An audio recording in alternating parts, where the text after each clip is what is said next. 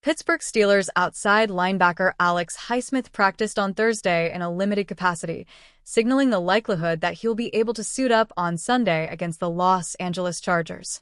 Highsmith was limited as he manages a sore ankle that forced him to miss Wednesday's session, but it seems unlikely that it will affect his availability at all this week.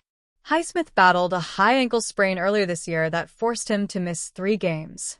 In his absence, third-year pass rusher Nick Herbig played like nothing short of a superstar. He had 2.5 sacks, 14 pressures, and 8 quarterback hits over the 2.5 games of relief he has played in throughout that time. Highsmith had a sprained ankle last season and missed multiple games after going down with the injury. He also missed time this offseason and last year with a groin injury that continuously has popped up throughout his career. The Steelers had a rash of soft tissue injuries in 2024 that forced multiple players to miss significant time, including Highsmith, who still rounded into a productive year despite missing time with that groin injury, as well as an ankle injury. Highsmith's injury troubles in 2024 were an outlier in his career, and he hopes to put those behind him in 2025 as he rounds into game shape once again.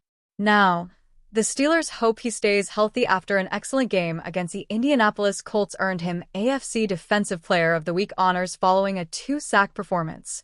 The Pittsburgh Steelers could use additional safety depth. Well, safety Sebastian Castro, who began the season on the team's practice squad, just became available. The Tampa Bay Buccaneers waived Castro from their active roster Saturday. Fox Sports' Greg Auman reported the Buccaneers are expected to sign back Castro to their practice squad Monday. However, Castro will have to clear waivers first. The Steelers could put in a claim for the safety before 4 p.m. Eastern Time on Monday. General Manager Omar Khan could also always try to sign Castro to the Pittsburgh practice squad. The Steelers signed the safety as an undrafted free agent in May. He quickly endeared himself to fans as a potential diamond in the rough during training camp and the preseason. Castro didn't earn a spot on the team's initial 53-man roster, but he signed with the team's practice squad in August. The Buccaneers added Castro off the Steelers' practice squad to their active roster on September 30th. Safety Sebastian Castro hits waivers. Castro was one of 3 rookies from Iowa the Steelers had at training camp this past summer. The team drafted running back Caleb Johnson and defensive lineman Yahya Black, who were college teammates of Castro's at Iowa. Although the safety didn't make the team's initial roster, he performed well during the summer. Steelers fans were disappointed to see the Buccaneers poach Castro from the practice squad. The Tampa Bay Buccaneers broke many Pittsburgh Steelers fans' hearts when they poached Castro from the Pittsburgh practice squad, wrote Steelers Depot's Ross McCorkle. Castro has experienced playing all around the secondary from his team at Iowa, and that carried over into the preseason in Pittsburgh. He logged 73 snaps at free safety, 20 as a box safety, and 12 as a slot corner during the preseason, and was credited for 8 total tackles. The 5'11", 203-pound safety ran a 4.58 40-yard dash at the 2025 NFL Scouting Combine and posted a 30.5-inch vertical jump. He isn't the most athletic player, but showed good mental processing, play strength, and physicality throughout his time at Iowa. Castro appeared in 1 game for the Buccaneers. He posted 1 tackle while playing 6 special team snaps. Castro didn't play a snap on defense. Steelers safety depth entering Week 10. If Castro was still in the Steelers organization, it's likely he would be receiving an opportunity on the team's 53-man roster.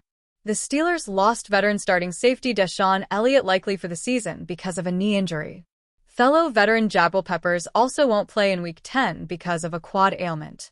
Chuck Clark will return Sunday, but even with him in the mix, the Steelers could start Jaylen Ramsey and Kyle Duggar at safety again against the Los Angeles Chargers. Ramsey is a converted cornerback, and Duggar has been with the Steelers for a week and a half. For those reasons, the Steelers could be interested in bringing back Castro. Although he doesn't have any experience playing safety at the NFL level, he spent the offseason in the Steelers system. The Steelers currently have 2 safeties on their practice squad, Jack Henderson and Derek Forrest. Veteran safety Juan Thornhill is also on Pittsburgh's active roster, but Thornhill lost his job to Ramsey and Duggar during Week 9.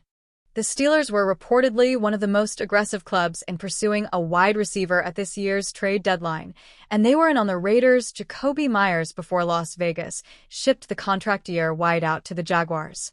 Ultimately, Pittsburgh did not swing a trade for a player to complement Aaron Rodgers' contingent of pass catchers. Pittsburgh did sign Marquez Valdes-Scantling shortly before the deadline, and according to Mark Kaboly of the Pat McAfee Show, the club was at least somewhat close to adding a receiver. However, that unnamed player ultimately stayed with his current team. The Titans' Calvin Ridley or the Dolphins' Jaylen Waddle could have been the receiver in question, as both players were connected to the Steelers in the run-up to the deadline but were not traded. According to Ian Rappaport of the NFL Network, Pittsburgh did call Miami to discuss Waddle, joining the Broncos and the Bills as known suitors of the 2021 first-rounder. We heard just this morning that the high price that Dolphins interim GM Champ Kelly set on Waddle was a first- and third-round pick, and, in the case of the division rival Bills, who did offer a package including those selections, Kelly wanted even more. Jonathan Jones of CBS Sports believes multiple non-Buffalo teams would have been willing to make the deal if the third-rounder were not part of the equation, and despite some chatter that the Finns may have been prepared to lower their asking price as the deadline got closer, they obviously could not come to terms with any interested clubs. We may never know if the Steelers were one of the teams prepared to pony up a first-rounder for Waddle. In any event, Rodgers and company will have to content themselves with the Valdes-Scantling addition as they seek to retain control of the AFC North. Per Kaboly, the Steelers thought MVS would sign with them in August, after he was released by the Seahawks. The 31-year-old had previously acknowledged he had to choose between San Francisco and Pittsburgh, and at the time, he saw the 49ers as the better fit. He wound up playing in 5 games with the 49ers, catching 4 balls for 40 yards. He eventually was released with an injury settlement,